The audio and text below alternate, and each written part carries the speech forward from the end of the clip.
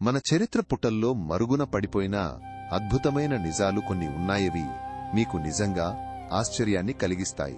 సింధు నాగరికతలోని ధోలావీరాలో అద్భుతమైన జల సంరక్షణ వ్యవస్థలు కనుగొనబడ్డాయి. ఇవి ఆధునిక సాంకేతికతకు ఏమాత్రం తీసిపోవు. కౌటిల్యుడి అర్థశాస్త్రంలో వివరించబడిన గూఢచార వ్యవస్థ ఒక ఆధునిక ఇంటెలిజెన్స్ ఏజెన్సీ వలె అత్యంత వ్యవస్థీకృతంగా ఉండేది. శత్రువుల కదలికలను నిశితంగా పర్యవేక్షించేది. 11వ శతాబ్దంలో చోళరాజు మొదటి రాజేంద్ర చోళుడు సుమత్రాలోని శ్రీవిజయ సామ్రాజ్యంపై విజయవంతమైన నావికా దండయాత్ర చేశాడు. ఇది ఆసియాలో ఒక పెద్ద సామ్రాజ్యంపై మొదటి సముద్ర దండయాత్రలలో ఒకటి.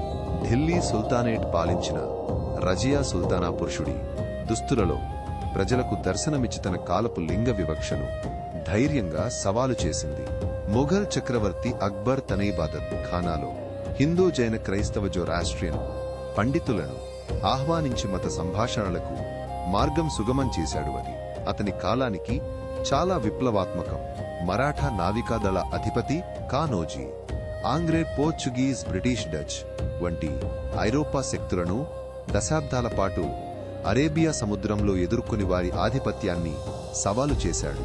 బ్రిటిష్ ఈస్ట్ ఇండియా కంపెనీ తొలినాళ్లలో స్థానిక భారతీయ న్యాయ వ్యవస్థలను, ముఖ్యంగా ఖాజీ న్యాయస్థానాలను ఉపయోగించి పన్నులు వసూలు చేసింది. ఇది వారి ప్రారంభ అనుసరణను చూపిస్తుంది. గుజరాత్లోని సంస్థానమైన వాధ్వాన్ 20వ శతాబ్దం ప్రారంభంలోనే ఆడపిల్లలతో సహా అందరికీ నిర్బంధ ప్రాథమిక విద్యను ప్రవేశపెట్టింది. ఇది ప్రపంచానికి ఆదర్శప్రాయం. గుప్త కాలానికి చెందిన ఢిల్లీలోని ఇనుప స్తంభం 1600 సంవత్సరాలకు పైగా తుప్పు పట్టకుండా నిలిచింది. ఇది ప్రాచీన భారతీయ లోహశాస్త్ర నైపుణ్యానికి అద్భుతమైన నిదర్శనం. నాళంద విశ్వవిద్యాలయం విధ్వంసం కేవలం ఒక గ్రంథాలయ దహనం కాదు, లక్షలాది అరుదైన గ్రంథాలతో పాటు ప్రపంచ విజ్ఞాన కేంద్రం కనుమరుగు అవ్వడం, ఒక ఆధునిక సూపర్ కంప్యూటర్ నెట్వర్క్ను కూల్చివేసినంతటి నష్టం. మరిన్ని అద్భుతమైన చరిత్ర రహస్యాలను తెలుసుకోవాలంటే మాతో పాటు ఉండండి.